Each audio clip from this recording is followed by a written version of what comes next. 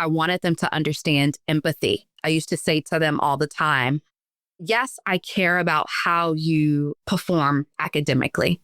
Obviously, like scholarship is important, but I actually care more about you being heart smart.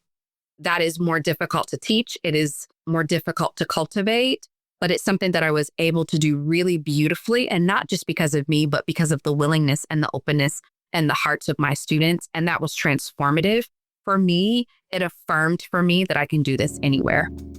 In a world where the recruitment of Black educators dominates headlines, one question remains. Where are the conversations with folks who are leaving education? Introducing The Exit Interview, a podcast dedicated to archiving the untold stories of Black folks who have departed from traditional education spaces. I'm Dr. Asian Lyons, and I'm embarking on a mission alongside my esteemed guests. Together, we shed light on the challenges, triumphs, and experiences of Black educators, aiming to inform and empower communities invested in understanding the crucial issue of retention in education. Welcome to The Exit Interview, a podcast for Black educators. All right, folks, welcome back to The Exit Interview, a podcast for Black educators. And we are back with another fire episode. I'm so excited.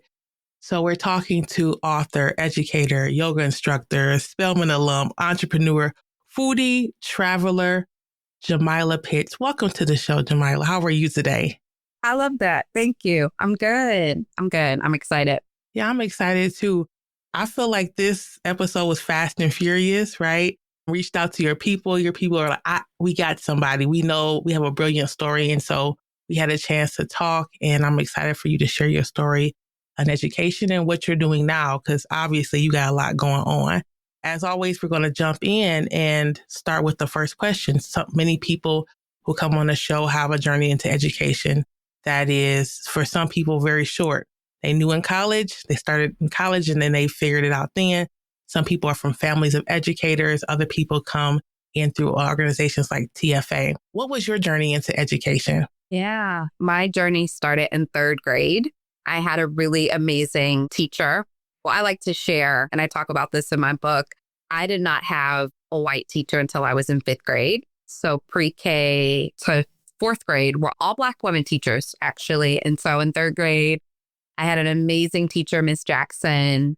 I think that the theme that year was dreams, and they were really focused on just really placing in front of us like opportunities to be able to explore what we wanted to do and what we wanted to become when we got older. And I remember at that time, because I loved school, it really was like a safe haven for me. I went to a performing arts school. I grew up dancing, performing in shows. And so I really, really had a beautiful educational experience. I also knew as a child that I liked kids and that I wanted to work with kids. And so I remember saying in third grade that I wanted to be a teacher. I wanted to be an author. And at the time, I also wanted to be a pediatrician and an OBGYN, all those things. Okay. And so, yeah, I knew in third grade that I wanted to teach. And so that desire, that interest stayed with me for a really long time. But as I got older and I paid more attention to just my surroundings. So I grew up in Columbus, Ohio. I'm the product of public schools because that's what my mom could afford. And so she made sure that she was really intentional about making sure that we were in the best public schools if that was the only option that we had.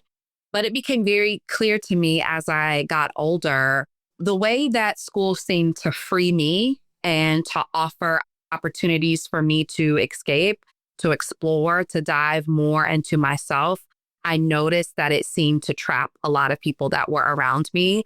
As I got older, I became more civically engaged. I became more politicized.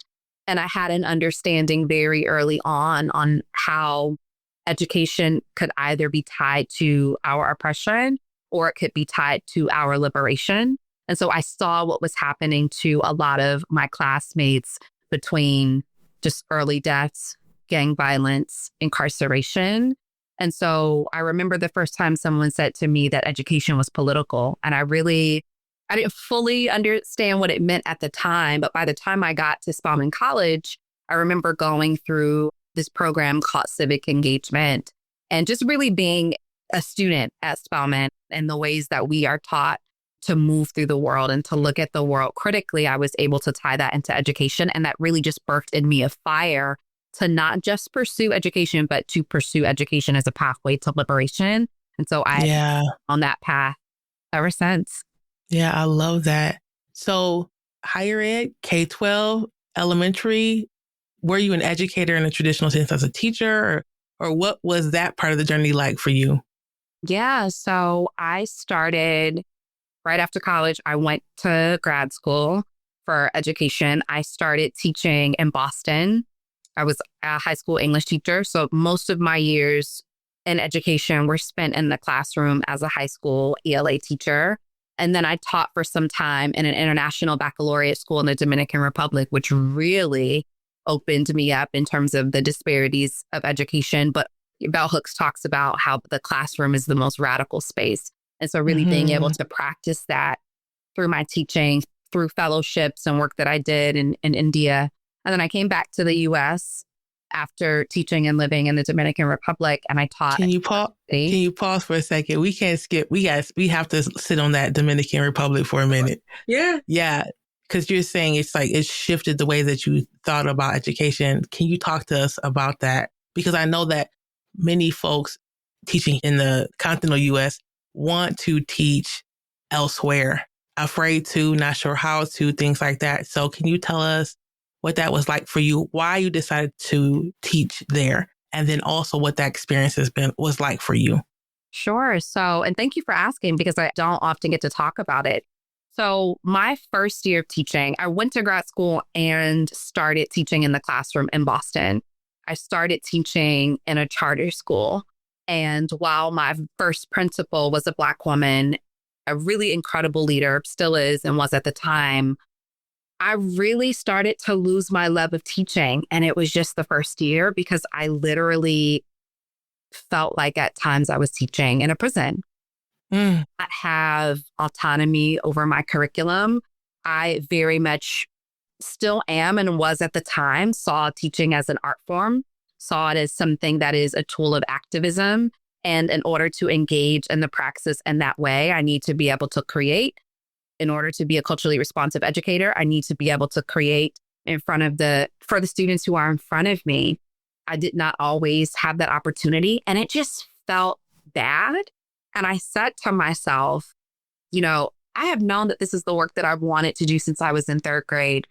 I should try to explore another opportunity and a way to dive into teaching that does not. The other thing is that it was also completely exhausting. And at the time, I was 23, 24. And so I did not want to give up on teaching. I also, when I was in college, I'm a first generation college student, Spelman really opened me up in a lot of ways. It opened me up as a global citizen. And so I really had powerful and beautiful opportunities and experiences as a college student. I was able to teach in Beijing, China. I was able to travel to the Middle East. I was able to do social justice work in Cape Town. And so by the time I arrived to my first year of teaching, I also had this love of just the world and wanting to explore. Sure. And so I had completed a summer fellowship where I was teaching, and the manager of my program had actually taught abroad. I can't remember where he taught for a few years, but was just like, hey, you should really look into this. And for teachers who have studied this craft and are certified, you can actually make good money, and you can actually have just a really beautiful opportunity and experience teaching abroad, international baccalaureate schools. And so that's what I started to apply to. These are the types of schools where like diplomats and ambassadors send their students. I did not want to go super far away from home, but I did want to have an experience where I could learn and immerse myself in another culture, especially if I was going to be teaching there, because I believe in that reciprocal nature of being teacher and student, especially when you are teaching in a community or a culture that is different from your own. So I chose the Dominican Republic after meeting with my principal at the time, who just really spoke life into me. We were able to forge this really beautiful relationship, and that was it for me. So while I was teaching in DR, I remember talking to other teachers. Again, I went to public schools. K to 12. I grew up in an impoverished community and neighborhood. I think Spelman was the first time that I was around Black people who came from money. Not everybody came from money, but a lot of people did. But I had never had a schooling experience like K to 12, and certainly as a teacher where I was teaching affluent students. And so in the Dominican Republic, like right off the back, there was this contrast. I was teaching affluent, mostly white Dominican students, and I just had no idea what activism work and what liberation work looked like in the classroom with this demographics of students. And then it became very clear to me, these are going to be the young people, again, because I was teaching high school, these are going to be the people who assume leadership roles within their country. These are going to be people who go on and study in the United States, either stay in the States and are able to just by the sheer amount of access that they have to opportunity right now, they're being set up to do very well. And so what does my work look like in the classroom? I'm not going to teach them in the same way that I would teach my students in Boston, right? In urban schools, predominantly students of the global majority who were coming from impoverished backgrounds like I did. And so it became very clear to me that they need to understand how oppression works. They need to understand how to think critically and how to be able to develop a reading of their own worlds so that they can do something about it because they are being set up to be in the positions where they can really do something about it. And that's not to suggest that students who are coming from impoverished communities and are relegated to the margins of society can't do anything about it. That's definitely not what I'm saying. But the way that you teach those demographics is very, very different. And so I started to dive into teaching as a tool of activism, as a tool of advocacy, really, for students. And I really did use the material as a way to support my students and really being able to deepen and develop a critical consciousness where they could not only look at the community around them, our school community, the country that they were living in, but at the world, and be able to name different types of oppression, be able to name different types of injustice, and be able to think about, like, what do we do about that? How do we position ourselves in the world now that we have this information so that we can do something about it? I wanted them to understand empathy. I used to say to them all the time, yes, I care about how you perform academically. Obviously, like, scholarship is important, but I actually care more about you being heart smart.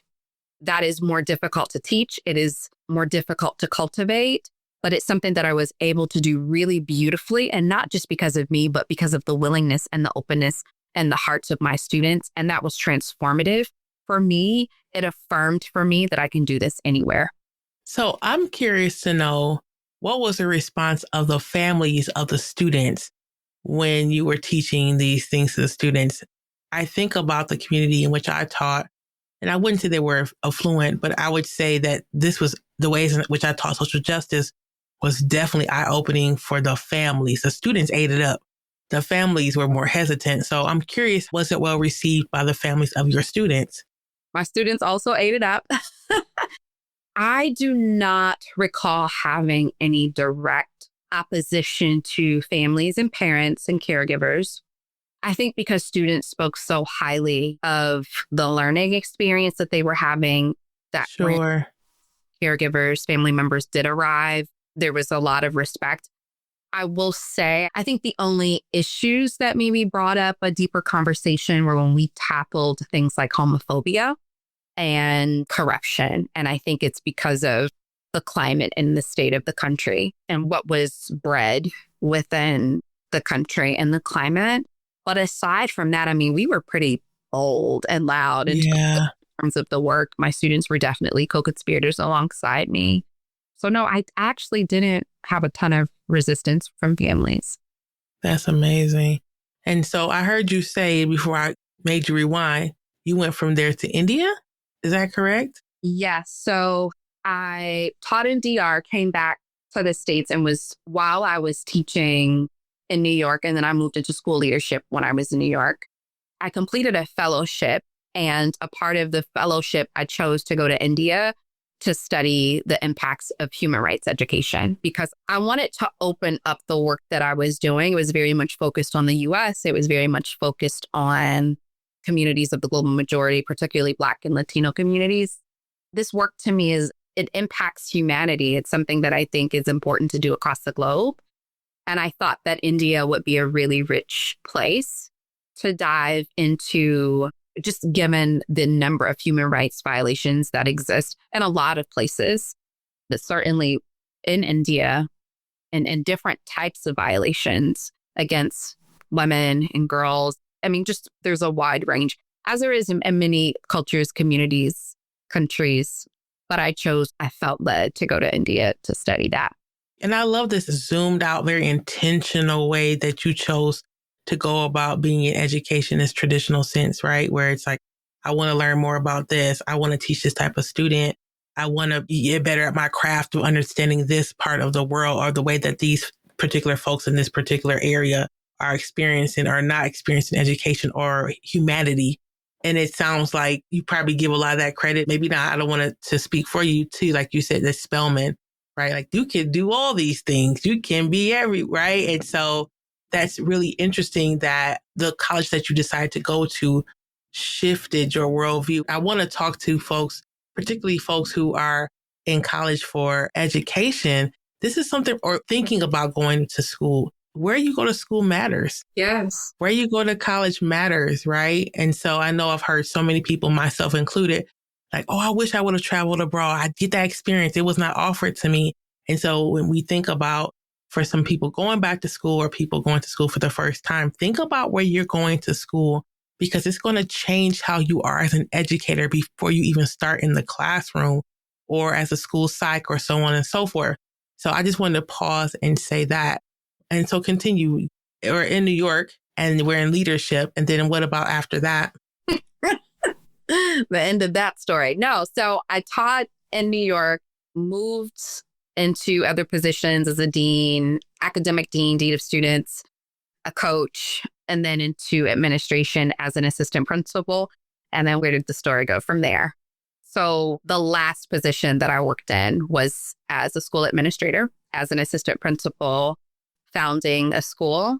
And it was the most toxic experience, the most violent experience that I had in education. And I had other violent experiences, but I think that sometimes working in education, you may not realize something feels violent because it's so much a part of the norms and the customs and the culture and the practices. But I did realize that it was violent and that it was harmful. And so that was the end of my traditional work in schools. I still work with schools as a consultant, but even now I'm finding that even that proximity sometimes is violent because you're still in it and you're advising and people are bringing you in because of an expertise that you have. And sometimes they're looking at you to fix and to solve, systems and issues that have existed for a really long time that are not going to be mitigated or undone overnight. And so, yeah, that is school leadership is where that traditional story ended for me.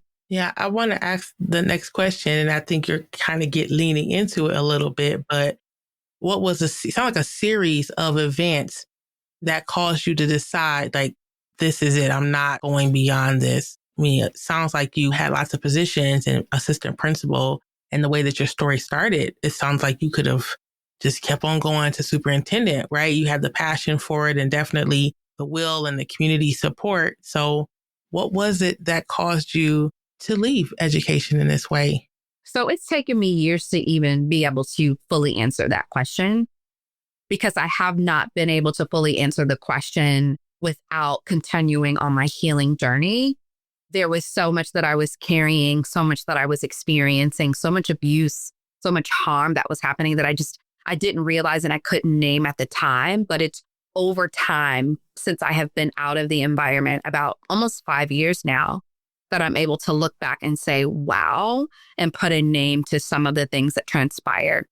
So in general, when I think about working in schools and how they are violent, I had a really good friend say to me, we're Black women and when we're working with Black students who come from communities that are similar to the communities that we came from, it just hits us differently. It just impacts us differently to see what our students are holding, to see what they are carrying, and to see what the system, the educational system, the systems in the world are doing to them, but also working within the system and knowing that we are trying our best to do our very best for students. And so a part of it is the emotional labor that I carry, that I think many Black women who are working with Black students or students of the global majority that we're carrying, whether we recognize it or not, that contributes to just the weightiness of the work. Mm-hmm. I think when you are engaging in the work in the way that I was, as a form of activism, as a form of liberation, as a form of healing, there's this added later, because I'm not here just to teach this lesson. I'm not here just to create this unit. I am thinking about the liberation of my people and just the fullness of that. That adds a weight.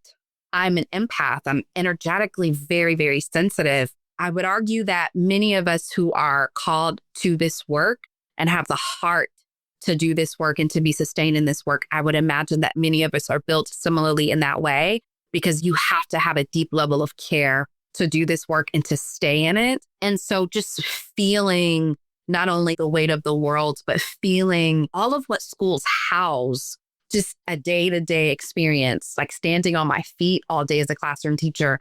There was the emotional, the physical, the spiritual, the mental laboring that was happening that comes at a cost. It comes at a price.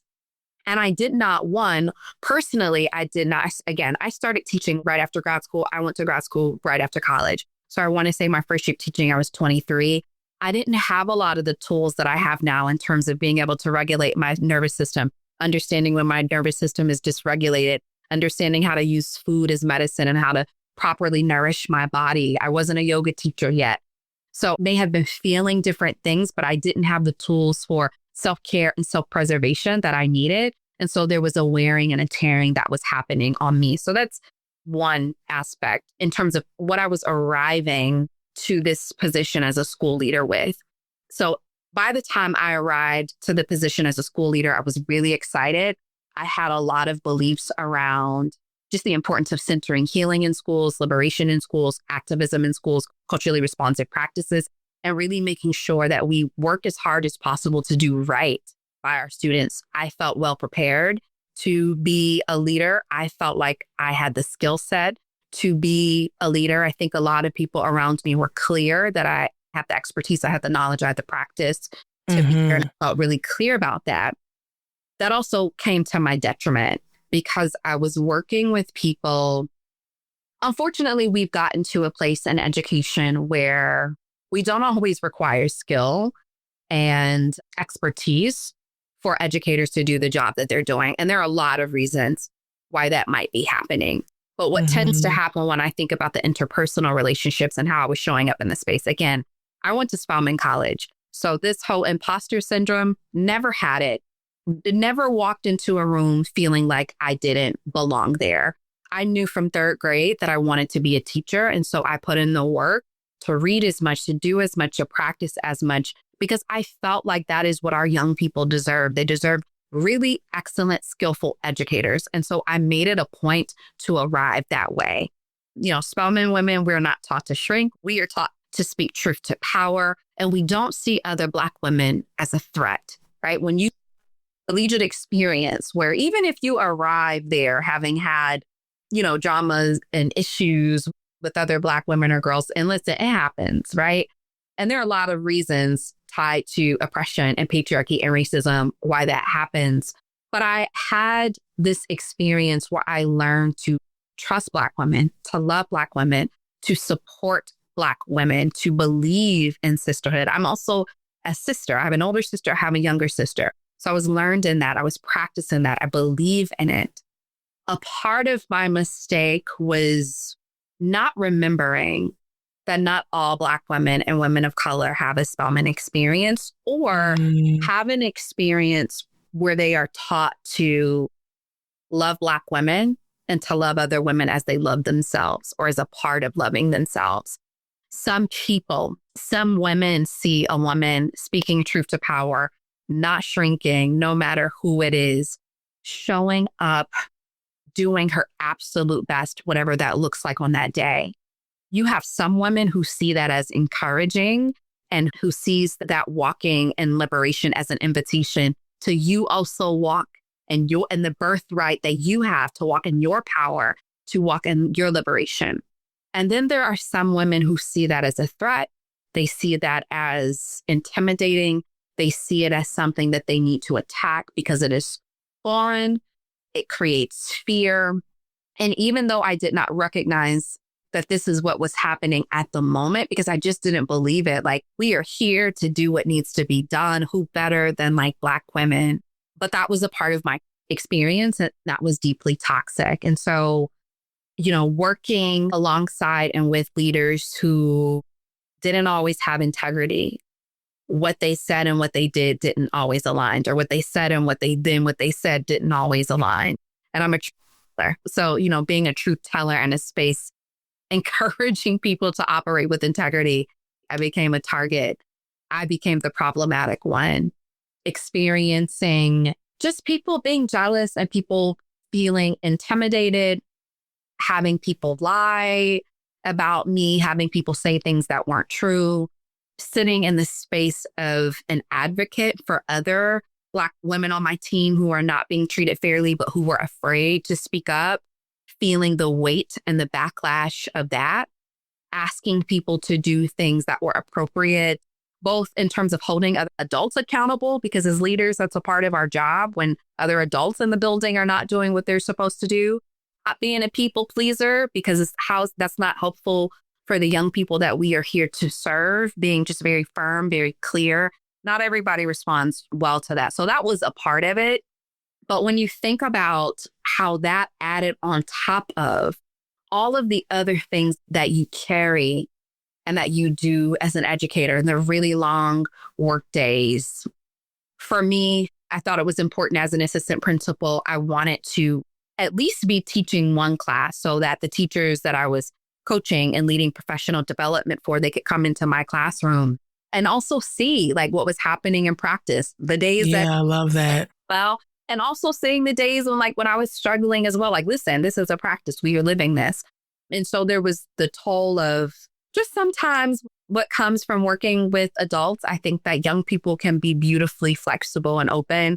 And sometimes working with adults, that can be really challenging. But then there was also the added layer of really seeking to center anti-racism, not just in the curriculum, but in everything that we were doing. And so having to have conversations with our deputy superintendent, having conversation with white folks who are in leadership about what exists and what you are trying to create and what you are trying to do is actually very harmful. And so I remember expressing to someone that I felt like I was just working against myself in so many ways. Here I am having an understanding of what liberation looks like because I've studied it, right? Like, I've researched it, aspects of my life, I seek to live it, and trying to do that in my work, but meeting so much resistance. I think about Toni Morrison, where she says, like, the very function of racism is to keep you from doing your work. That also exists in schools, right? I think about when Audre Lorde talks about like caring for ourselves it's a part of how we preserve ourselves. And so having like literally working against a system as a person and trying to pull allies and co-conspirators alongside me, there was the just energetic drain and violence that came from working in a space that was just toxic. Like, sometimes schools are just really toxic. People talking about people behind their backs, people not being with integrity, people not being kind, people not telling the truth, people not being honest. I think that sometimes we don't recognize what that does to our spirit. Like, we are also spiritual beings. And I think that education can be so disconnected from our humanity, which makes no sense because it is such a human field and profession. That energetic drain and strain added a toll, not having time to care for myself properly. And I was working under a Black woman who said to me, because I would always say, like, I put healing as a part of like the mantra and the motto for our school. One, because it's a part of liberation, but we have to center our healing and our wellness in order to do this work. And unfortunately, a lot of schools don't see the necessity and the importance of wellness and healing and self-care for both young people and educators. So many schools are so married to grind culture and that toxicity. And so here I am doing all the things that I'm doing, right? Probably just being a complete nuisance, telling people about themselves, just all of these different things, being confident, speaking up for myself, speaking up for other people, making meetings long because I want us to think about how we can do this differently as opposed to doing it. It's been done, because I want us to think about how we can do this in a way that is excellent, because that is what our students deserve. So on top of all of that, I'm also this person that it's like, and I have to take care of myself. And the answer to that is no. And I'm going to set boundaries. And so we're having these conversations more now, like the importance of therapy and self-care and boundaries. Well, when I was having those conversations with like my principal in 2019, 2020, it was not well received. I was told that I was not being a team player. I was told that my wellness had to look different because I was a leader. And so when I would push back against things like that, even though I am a fighter and an advocate, I really love peace. And I show up and I advocate and I fight because I believe in something, but it takes a toll. And so to hear those types of things from a Black woman, to have my tone policed by another Black woman, to be told by another Black woman, I need to fix my face. Just a lot of these really harmful, violent practices that we are able to name and identify when white folks do them. Sometimes we do them to each other. Sure.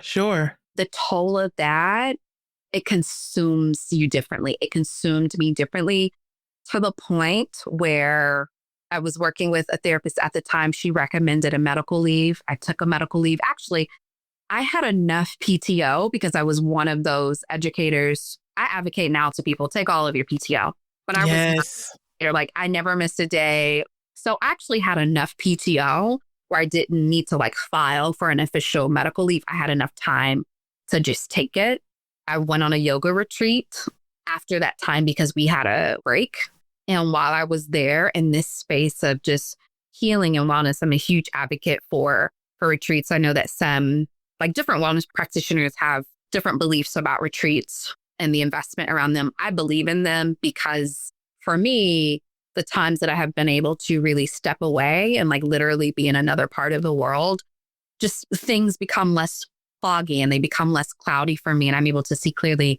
And I decided while I was there, I called my principal and I said to her, I have given all that I can give. I don't have any more fight in me. And before she blocked me, I sent a really lengthy email and I named everything that I could think of at the time to name as to why I was resigning, because I knew that that was going to be part of my healing process to at least be able to begin to speak truth. Yes. To what I had experienced. And people will gaslight you. They will say that you're making things up and that you were the problem, whatever. I knew what my truth was and it was important for me to be able to speak that. I sent a letter to my entire staff, essentially thanking them. I mean, the work was really, really valuable. It was really important. I was very, very grateful to our team, to our staff, what we were able to build and do together. And I sent a letter to my students, really just thanking them and apologizing. I had never resigned from a position. I had never intended to resign from a position, but it got to be so ugly. I knew that if I did not make that decision, that my mind or my body would have made that decision for me. I had already started to see health issues. My mental health already just wasn't great. Just the sheer anxiety of what I had to show up each day and endure and move through. Like, what is this person going to say today? What are they going to do today? How are they going to retaliate today? What lie are they going to tell on me today? In addition to all of the other work that I had to do, it just was too much. And I was afraid of what would happen if I didn't resign, if I didn't step away. And so I had to. Let's take a breath, folks. We're living in a world where our children and their lived experiences are being erased. And I think that it's really important that as parents, as folks who are taking care of children, think deeply about where we send our children to school. If you have a child who is entering kindergarten through 8th grade next year, you need to check out St. Elizabeth Episcopal School on the old Johnson & Wells campus in Denver. It's an intentionally inclusive school. They have social justice as a class starting in 4th grade, mandatory. My daughter's been going there since 4th grade. She's a 6th grader now and loves it. She loves her friend groups, her after school programs.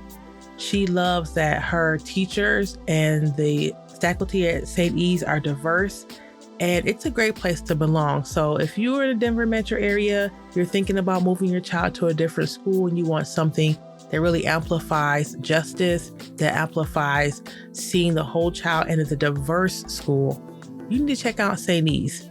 Tell them Dr. Asia sent you.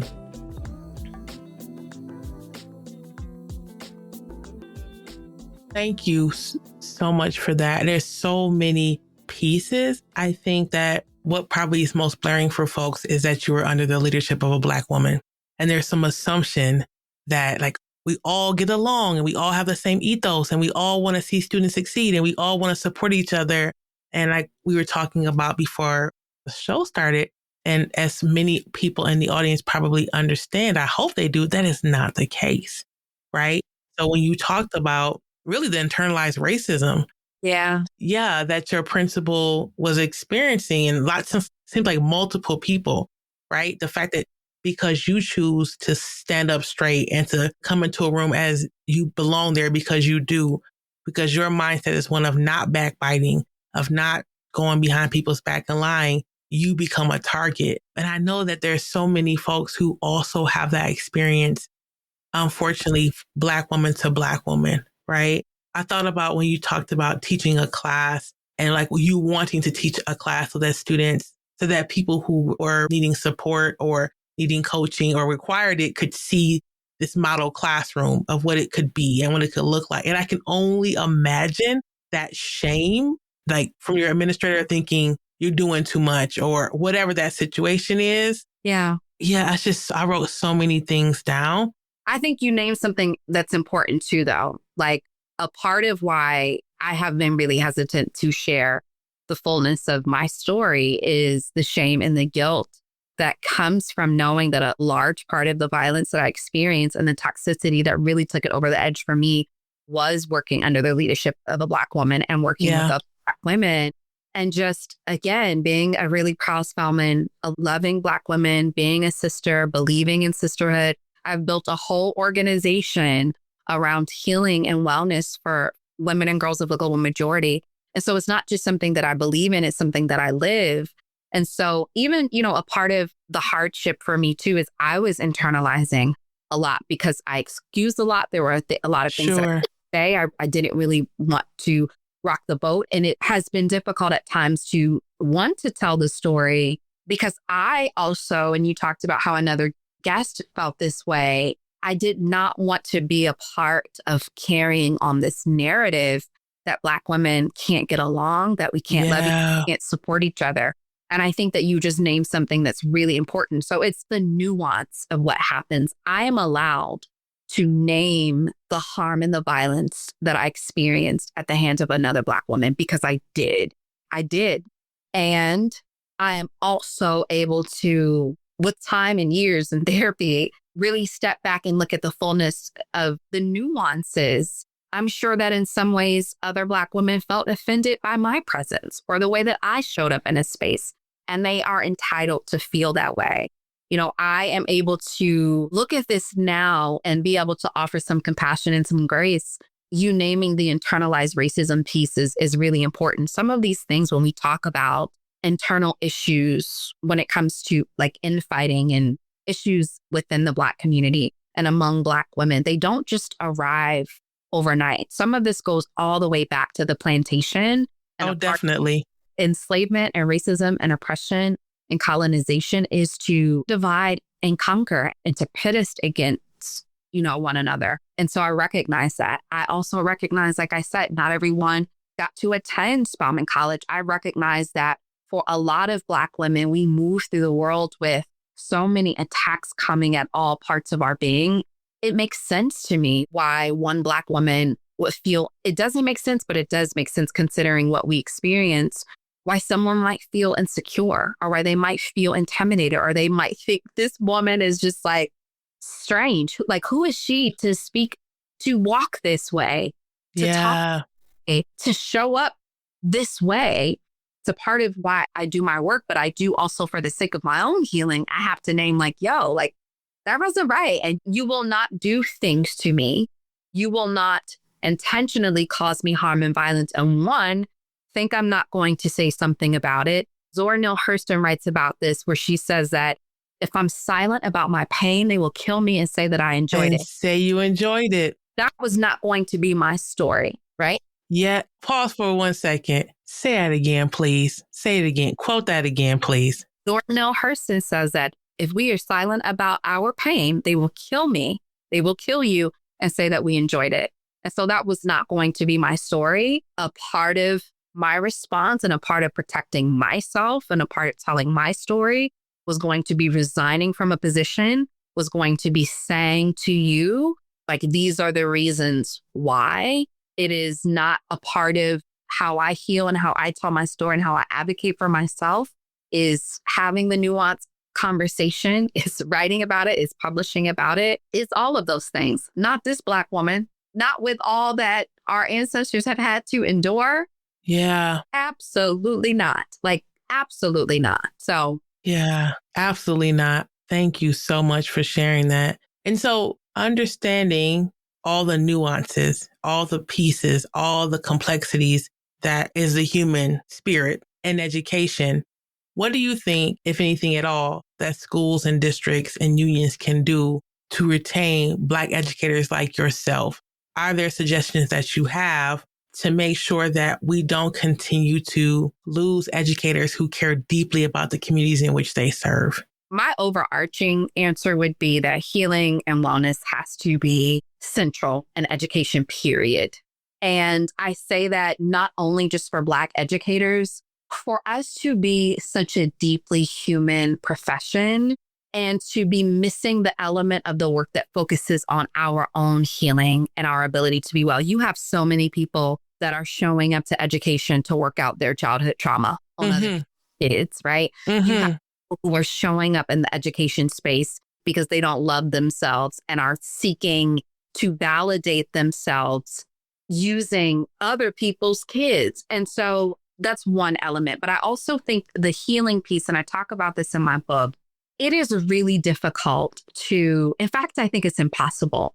If you truly love yourself, if you truly, and for many of us, for many folks of the global majority, for those of us that come from these generations where trauma has been imposed upon our bodies, our minds, our psyches, our spirits, we especially have this really long journey, I believe, back to self-love. I believe that we are whole. I believe that we are born whole, but I don't think that we always recognize that. And for many of us, we operate in the world that's daily telling us that we're not. And so our self-care, our ability to be whole has to be top of mind. You cannot love yourself fully and look at another human being and enact harm or violence upon them.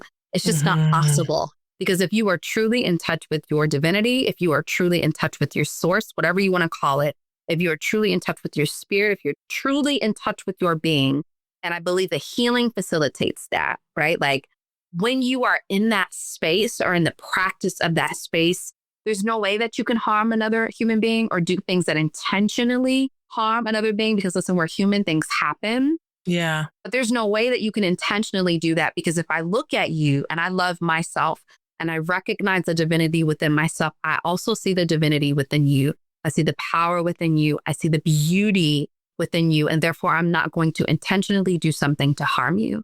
When we are not in a practice and in a space of healing, we are disembodied. We are disconnected. And I believe that is when a lot of the violence, a lot of the harm comes in. James Baldwin talks about this so beautifully when he talks about why, just in the foundation of this country, why this country was built on a racist foundation. And a lot of it had to do with just this lack of self-love. You can't call me names and seek to strip away my humanity. You cannot do that if in some way you're disconnected from your humanity yourself.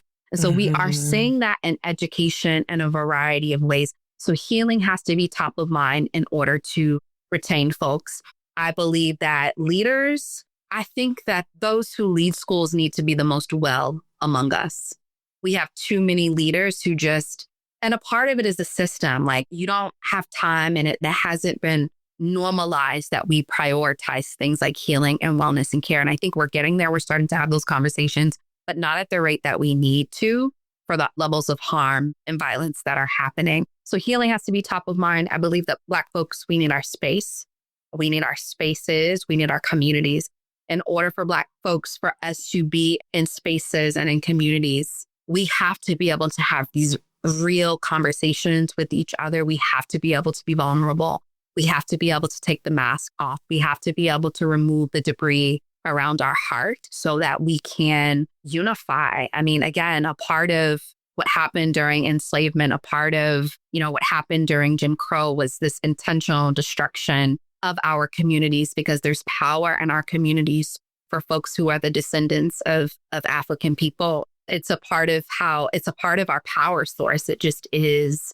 I think we need to be paid more. I think that we just simply need to be paid more. And I think that we need to be equipped for what we're walking into. And I share this with my consultant as someone who trained and developed teachers working directly in schools and now outside of schools. Too often we are thrown into schools or we're thrown into positions that we're not ready for simply because we resemble the student body or for some quota or whatever the reasons are. But we really need armor to walk into schools, just given how schools are sites of violence. We need that outside of school. We need to know that we are human beings outside of the work that we do. We need to know that our worth is tied to so much more than just the work that we do. Our work is an extension of who we are. It's not who we are. And so we need that personal relationship with self in those communities. We are caregivers. We hold really powerful space. And so it's important for people who are caregivers and people who hold a space in the way that educators do to also have a really beautiful, balanced life so that we are sustained in the work. And so there are ways, I think, for school leaders and for systems to encourage that, to allow for that. We have to work against these destructive systems that are rooted in, and that's tied to capitalism and racism. But we really have to do a better job at working against just these systems that are designed to destroy our spirits and our bodies and our minds. And you can't do that as a leader. You can't do that as a person making these decisions if you haven't done that work yourself. You won't be able to see it. Yeah, this is all beautiful. When you were talking, I thought about, we had Dr. Sean Jenwright on the show the beginning of the season, and he talked about how schools love professional development, but professional development develops us in our profession. And that really we need human development, and a human development will grow us as humans, which in turn grows us as professionals, right? And a part of that human development is wellness, is healing, is restoring ourselves. You're right. We are whole. We're born whole, but coming closer to who we were at birth. Right. Yeah, this is just beautiful. And I think since you're talking about it a little bit, tell us what you're doing now. We've heard yoga, we've heard book, we've heard like lots of pieces, article, and you have a space of healing and wellness for the global majority for women and girls. So tell us all about what you're up to now. Yes, thank you for that. So right now I am on this continuous journey of curating a life that I love and deserve and that I'm worthy of. And so right now that looks like recognizing that I do not come from a family that is wealthy. And so work still is a part of my equation, but it is really thinking, and I get to, and it's a privilege, I get to be intentional about what my work looks like. So I am still available in the education space, more so as an author and a speaker. So my book, Toward Liberation, Educational Practices Rooted in Activism, Healing, and Love is sold everywhere that that books are sold, though I recommend buying from our indie stores, our Black-owned stores, our Black woman-owned stores. And so doing work, speaking engagements that speaks to a lot of what we've talked about here that I also address in the book as one piece of the work. And the other part is I started an organization in a couple of years ago. Like I can't remember what year we're in, 2022, because I almost said 2011, probably because I started in November. Got it. She Imprints, and we serve at the intersection of wellness and justice for women and girls of the global majority.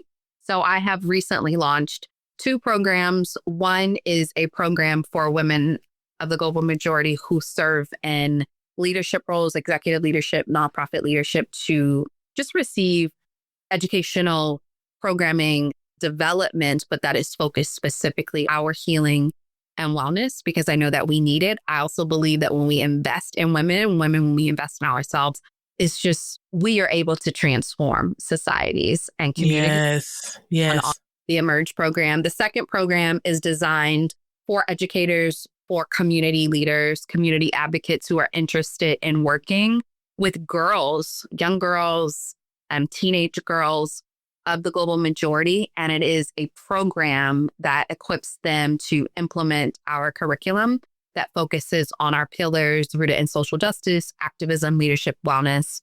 And so it is a way to spread the work that I believe needs to be done on behalf of women and girls of the global majority, and equipping our leaders within communities to be able to go and facilitate that work themselves. Also lead international wellness retreats for Black women and women of the global majority as well. I love every time you and Octavia Rahim have to connect if you haven't already. No. You haven't connected. Yeah, you two do very similar work. I love when we are able to, when we have the heart to go back in and support in schools and educators, Black women and Black girls and women of the global majority, even after all of we've been through, that we are able to come back and to sow in this way of like reciprocity, right? Because a lot of us are still in the classrooms. A lot of us are still fighting a good fight in these other ways beyond what we're doing, right? And so what does it mean for us to hold space for folks, right? And prepare our girls and give them the Spelman experience for what it sounds like, right? No matter where they are in the world. So I guess my next question is there a Black educator that you would like to shout out? That's a beautiful question. I was thinking about that. I would like to shout out every Black educator that is, like with their heart fully in it, showing up, doing this work. This was just placed on my heart, so I'll go with that. And I want to speak and shout out to and speak life into Black educators who are in a space that you're feeling defeated. You feel like your work doesn't matter. You feel like you need to leave the profession. You feel like you're in this space of just why, like none of it even matters.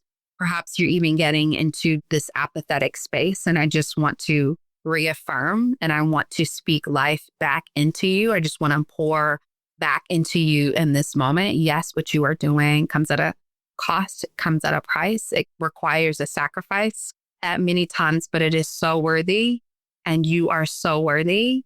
And I am wishing you joy. I am wishing you peace. I am sending just positive energy and just speaking life back into you, because I had so many educators do that to me on days, years before I made the decision to walk away, that I believe that I walked away at the time that I was supposed to walk away, and that a time before that probably would have been premature.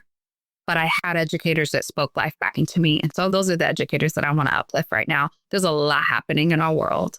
You are not misled. You are not disillusioned. You are not wrong. Your work is valuable and you are needed. And it matters. I was going to say it matters. It does matter. Thank you. My last question for you, what does it mean to be well?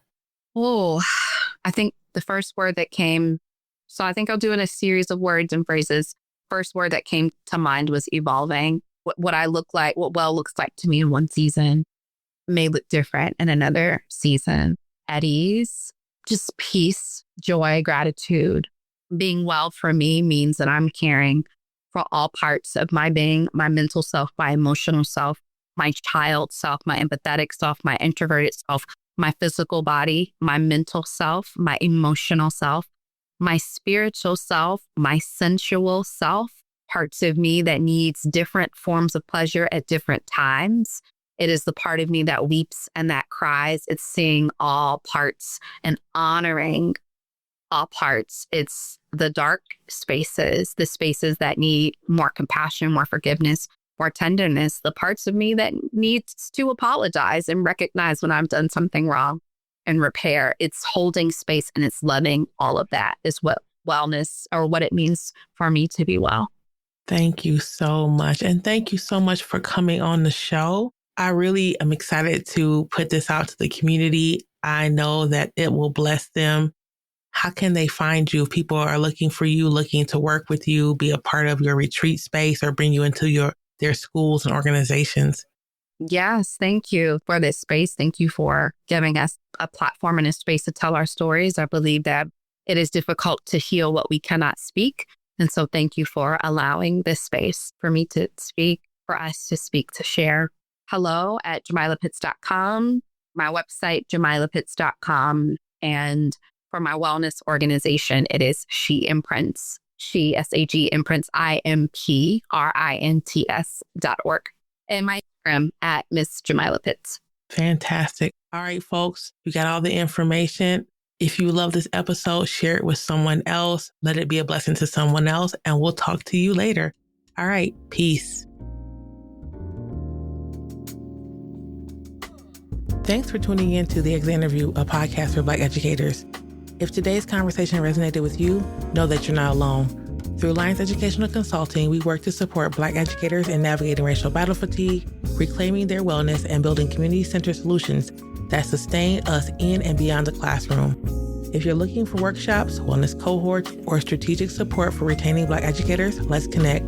Visit LyonsEducationalConsulting.com or follow me on LinkedIn, Dr. Asia Lyons, or Instagram, Hello Dr. Asia, to learn more. Until next time, take care and keep thriving.